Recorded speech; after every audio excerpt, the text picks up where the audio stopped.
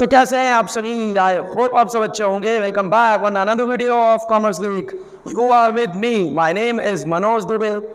Class 11th economics के important questions दे भी दिए थे, आपने उसकी तैयारी भी कर ली थी एंड आई होप कि आपका पेपर बहुत शानदार गया होगा। जिन्होंने बहुत अच्छा पेपर दिया हुआ है जरा कमेंट सेक्शन में लिखो तो, और अगर किसी को कोई दिक्कत हुई तो वो भी लिखो। अगर कुछ मैं मदद कर सकता हूँ तो जरूर मदद करना चाहूँगा। कल आपका अकाउंटेंसी का पेपर है, टाइम है नहीं, बोलो हाँ। तो जिन बच्चों ने बिल्कुल भी थोड़ी बहुत तैयारी की है, ज़्यादा नहीं की, उनके लिए 17 क्वेश्चन, और जिन बच्चों ने तैयारी बहुत बढ़िया कर रखी है, केवल लास्ट टाइम टचअप मारना है, उनके लिए भी 17 क्वेश्चन। एकदम चक्कर में नहीं पड़ना। ऐसा बनाया है मैंने इसको कि दोनों तरीके के स्टूडेंट्स के लिए काम कर जाएगा, ठीक है। तो ये क्वेश्चन की सीरीज है। कल आपका पेपर है। जो बच्चे इवनिंग सेक्शन वाले हैं वो अभी से सुबह 9:30 बजे तक कर लेना, इसी को कर जाओ, हो जाएगा काम। तीसरा, जो बच्चे का पेपर मॉर्निंग बैच में है वो अभी वीडियो आ गई है, तो अभी से लेकर लपेट दो। 4 से 5 घंटा अगर आप इसमें लगा दोगे, 5 घंटे का पूरा सिस्टम है ये।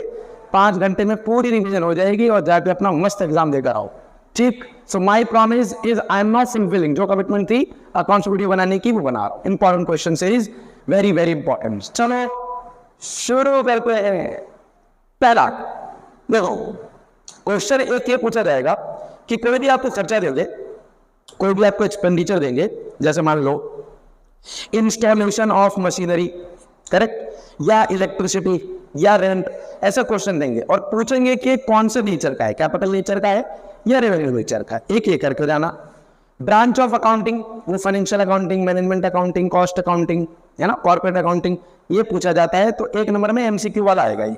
कॉन्ट्रा एंट्री, वो जो जिसमें कैश और बैंक दोनों इन्वॉल्व होते हैं, तो आप एग्जाम्पल पूछा जाता है कॉन्ट्रा एंट्री का, और डिनोट किससे किया जाता है, कैश बुक बनाते हुए सी से। तो ये ध्यान रखना, ये पढ़ लेना एक बार। वाउचर में, वाउचर का definition, accounting voucher, non accounting voucher, cash voucher, non cash voucher, ये तो है ही सिंपल, ये तो एक एक लाइन का है, पर चले जाना। ट्रांसफर वाउचर, उसमें से debit voucher, credit note, invoice, इन चारों का डेफिनेशन और इन चारों का जो फॉर्मेट है प्रॉपर, वो पढ़ के चले जाना, बस काफी है आपके लिए।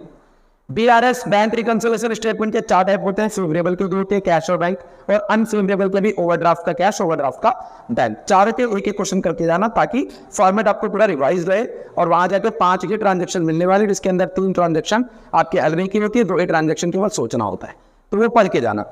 ये मैं उन लेवल में बता रहा हूँ, ये वाला क्वेश्चन जिन्होंने ऑलरेडी रिवीजन तक लेवल अच्छे से कर रखी है।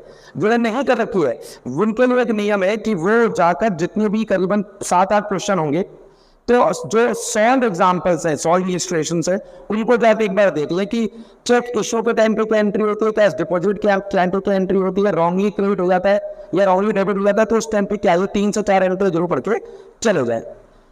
उसके बाद आता है कि छठा, पेटी कैश। पेटी कैश बुक का डेफिनेशन हालांकि पूछा नहीं जाता है, लेकिन 2 नंबर में पूछा जा सकता है, और एमसीक्यूज वगैरह में आएगा तो आपको कुछ जैसे एनालिटिकल पेटी कैश बुक का कोई एग्जांपल दे देंगे, वो आपसे टिक करवाएंगे कि एनालिटिकल का है कि सिंपल पेटी कैश बुक का है, तो वो जरूर पढ़ते जाना और फॉर्मेट जरूर करके जाना। ज़्यादा होता नहीं है तो पूछ लेंगे 3 नंबर में, तो हलवे का नंबर है, ले लेना। Double column cash book, double column cash book के अंदर जहाँ पर आपको कैश नहीं होता है, बैंक भी होता है, वो जरूर, ज़्यादा नहीं पर 2 क्वेश्चन तो डेफिनेटली करके जाना। अगर आपने पहले से कर रखा है तो 1-2 क्वेश्चन काफ़ी है, नहीं कर रखा है तो फिर आपको ज़्यादा नहीं, इलस्ट्रेशन के 4-5 क्वेश्चन को पढ़ के चले जाना, मतलब कुछ ना कुछ तो हो ही जाएगा, बोलो हाँ, तो पास हो जाओगे। लेकिन फिर जिन बच्चों ने पढ़ाई नहीं की है, प्रॉमिस करो मेरे से कि आगे जैसे एग्जाम समाप्त हो गए तो अपनी बढ़िया से तैयारी अच्छी करोगे, इसमें कोई कोताही नहीं, प्रॉमिस ना, पक्का। मैं तुम्हारे साथ हूँ, चिंता मत करो, लेकिन आप मेहनत करोगे। बुक कीपिंग वर्सेस अकाउंटिंग, बड़ा मिलियन डॉलर क्वेश्चन है, एग्जाम के अंदर आता है। कई बार बुक कीपिंग का पर्टिकुलरली पूछा जाता है, तो बुक कीपिंग जरूर करके जाए।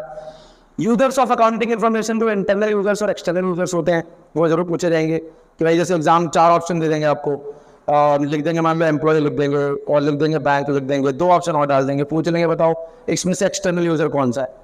तो जो एक्सटर्नल, जो कंपनी में नहीं होता है, जो बाहर होता है, वो आपकी अकाउंटिंग इन्फॉर्मेशन को चेक कर सकता है, जिसको फर्क पड़ता है आपकी अकाउंटिंग से, आपकी अकाउंटिंग इन्फॉर्मेशन से, फाइनेंशियल स्टेटमेंट से।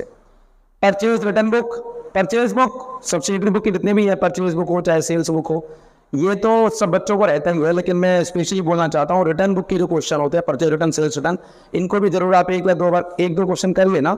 ज़्यादा टाइम नहीं लगता है, पढ़ के भी चल जाएगा तो भी काम चल जाएगा, पहले से बना रखा है तब तो कोई दिक्कत ही नहीं है।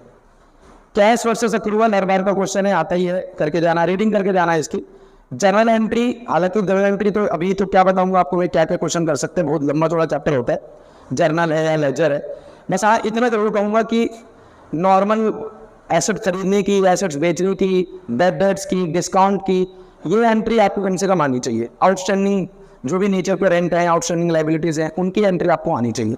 अकाउंटिंग इक्वेशन का जो क्वेश्चन है, मैंने वो लिखा नहीं है, अकाउंटिंग इक्वेशन का जो क्वेश्चन है वो एक क्वेश्चन डेफिनेटली करके जाना है। उसके अंदर ट्रांजेक्शन डाल के पूछते हैं कि बताइए ये कैपिटल को बढ़ाएगा, ये किसको घटाएगा, ये एसेट को घटाएगा, एसेट में किसको घटाएगा।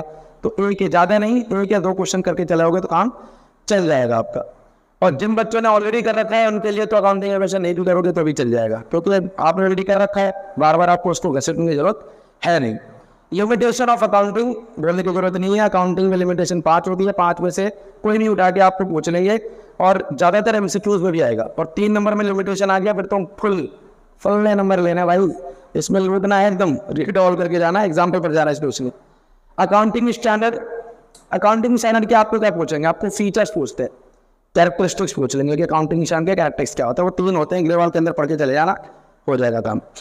गोइंग कंसर्न एक अजम्पशन है अकाउंटिंग, जब अकाउंटिंग ली जाती है चैप्टर 2 में आएगा प्रिंसिपल ऑफ में, तो आपको अजम्पशन आ जाता है, तो अजम्पशन जरूर आता है, वो जरूर करके जाना। गोइंग कंसर्न का मतलब है एक बार अगर कंपनी इस्टेब्लिश हो गई है तो वो चलती रहेगी, जैसे सेपरेट लीगल एंटिटी में उसका अजम्पशन है।